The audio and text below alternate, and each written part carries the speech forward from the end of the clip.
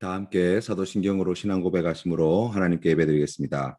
나는 전능하신 아버지 하나님 천지의 창조주를 믿습니다. 나는 그의 유일하신 아들 우리 주 예수 그리스도를 믿습니다.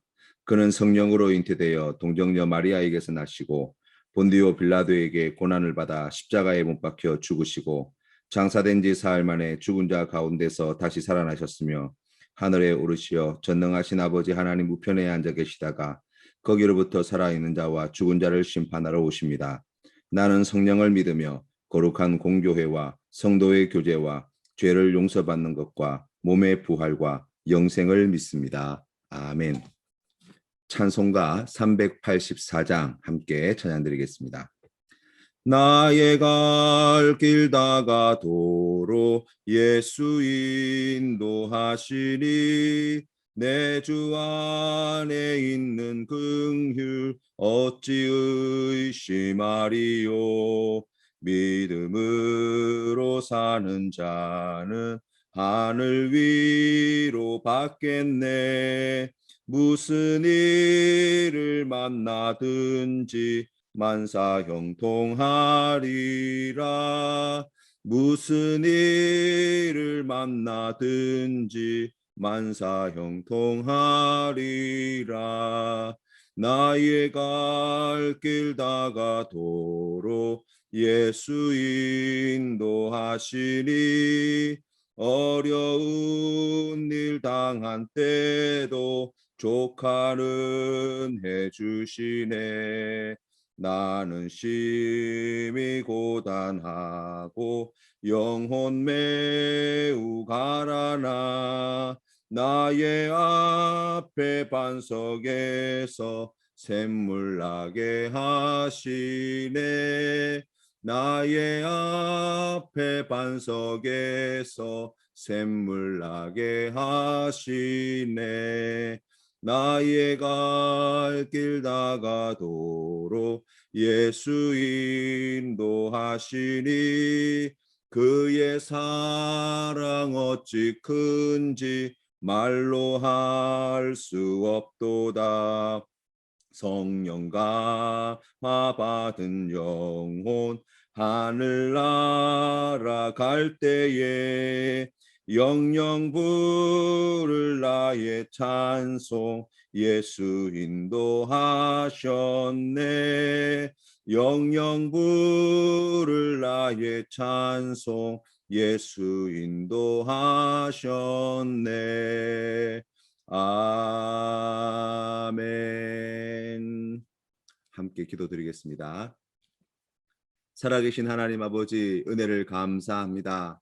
우리를 사랑하시고 만세전에 택하여 자녀 삼아 주시고 우리를 이 귀한 믿음의 길로 인도하여 주시니 감사합니다. 예수 그리스도를 구주로 고백하는 귀한 믿음을 허락하여 주셔서 우리가 세상을 살아가지만 하나님의 백성으로 살게 하시고 천국의 소망을 품고 살아갈 수 있도록 인도하여 주시니 감사합니다.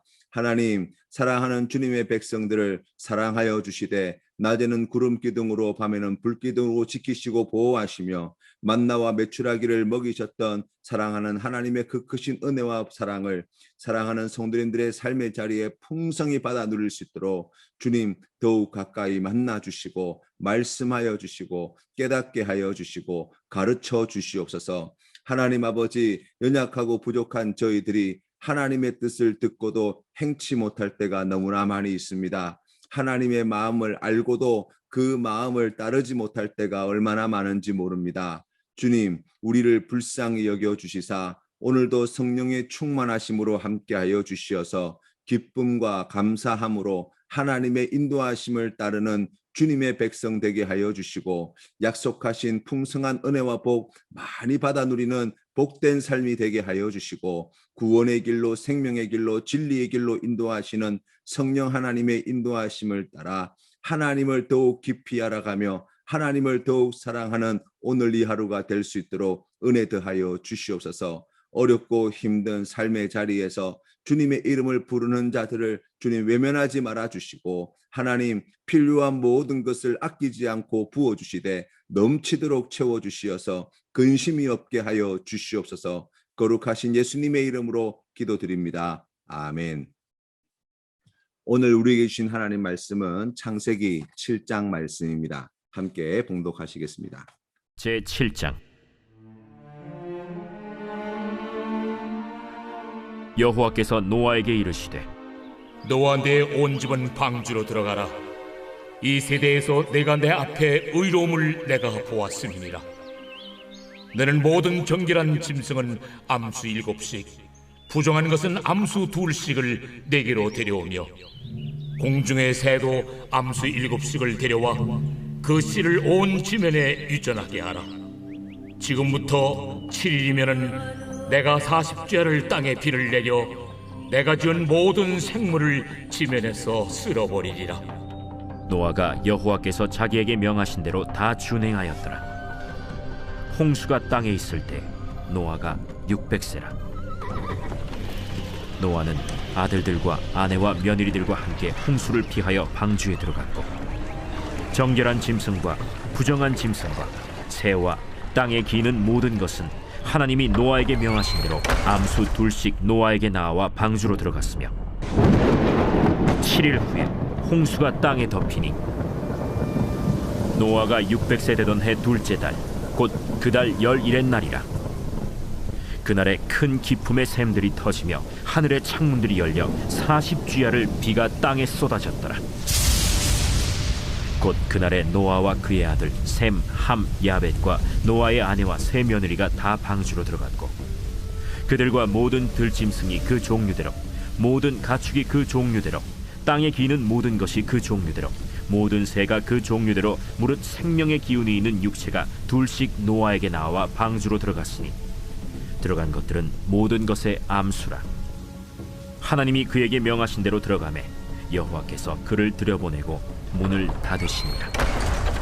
홍수가 땅에 40일 동안 계속된지라 물이 많아져 방주가 땅에서 떠올랐고, 물이 더 많아져 땅에 넘침에 방주가 물 위에 떠다녔으며, 물이 땅에 더욱 넘침에 천하의 높은 산이 다 잠겼더니 물이 불어서 15규빗이나 오르니 산들이 잠긴지라. 땅 위에 움직이는 생물이 다 죽었으니 곧 새와 가축과 들짐승과 땅에 기는 모든 것과 모든 사람이라. 육지에 있어 그 코에 생명의 기운의 숨이 있는 것은 다 죽었더라. 지면의 모든 생물을 쓸어버리시니 곧 사람과 가축과 기는 것과 공중의 새까지라. 이들은 땅에서 쓸어버림을 당하였으되 오직 노아와 그와 함께 방주에 있던 자들만 남았더라. 물이 150일을 땅에 넘쳤더라. 하나님은 노아에게 홍수로 세상을 심판하실 것을 말씀하시고, 어떻게 이 홍수 심판에서 구원을 받을 수 있을지, 무엇을 준비해야 하는지 다 말씀해 주셨습니다. 노아가 홍수 심판에서 구원받은 이유는 오늘 본문 1절에서 이 세대에서 내가 내 앞에 의로움을 내가 보았기 때문이라고 하나님이 말씀하셨습니다.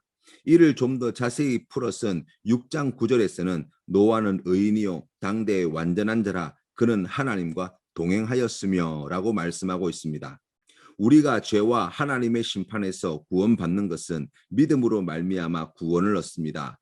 예수 그리스도께서 우리의 모든 죄를 위하여 십자가에 달려 죽으시고 부활 승리하신 우리의 구원자이심을 믿는 믿음, 바로 그 믿음이 우리를 모든 죄와 죽음에서 구원하시는 하나님의 은혜의 선물인 것입니다.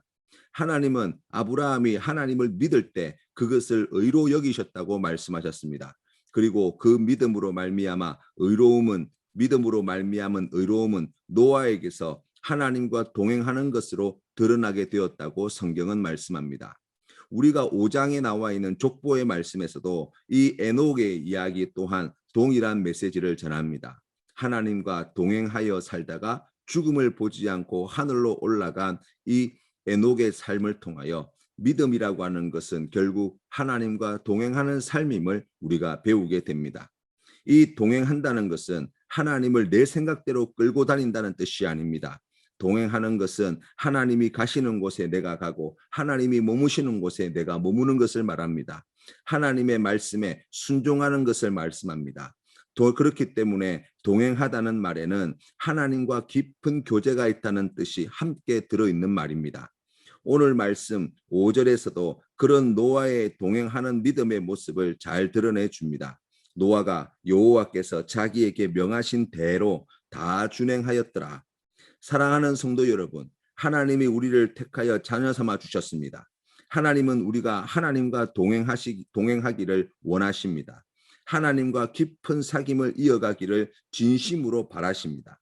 그리하여 하나님의 뜻에 순종하며 하나님이 맡겨주신 귀한 사명을 감당할 뿐만 아니라 하나님이 주시는 복과 은혜를 풍성히 받아 누리고 죄와 심판에서 구원받기를 원하십니다.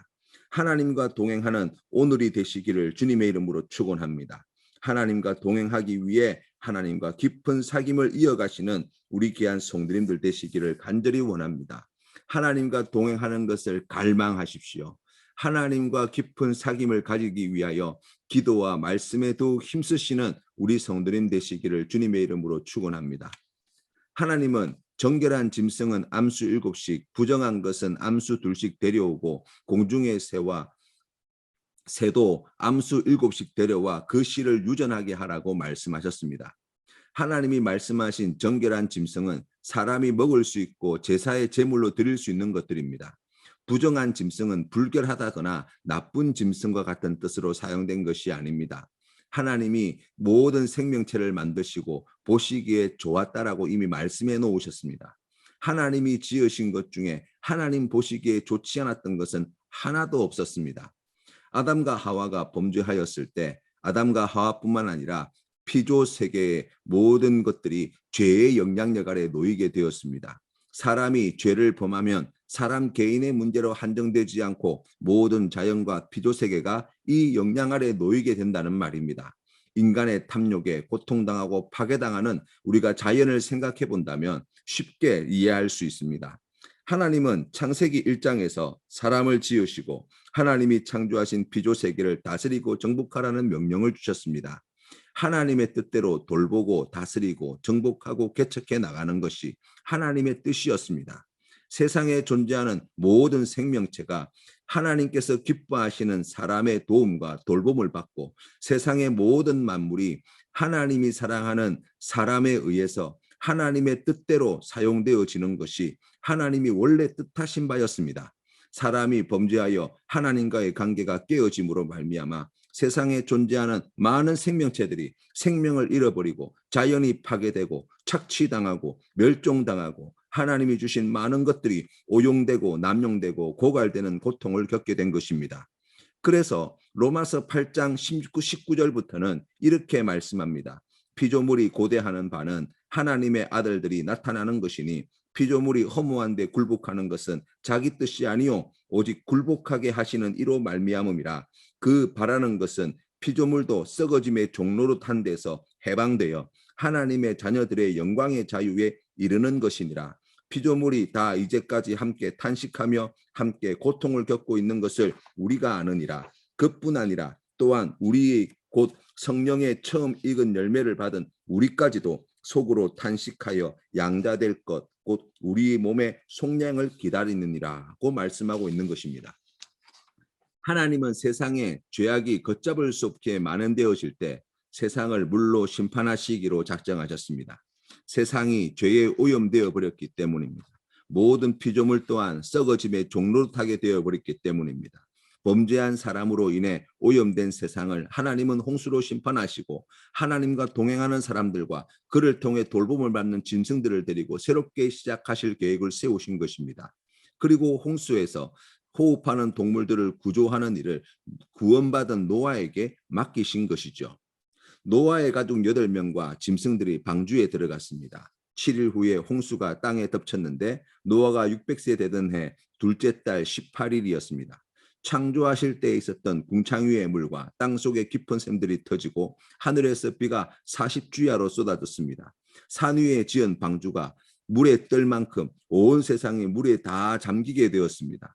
방주는 물 위를 떠다니게 되었습니다. 그리고 방주 안에 들어오지 못한 모든 사람들과 모든 코로 호흡하는 짐승들은 다 죽게 되었습니다.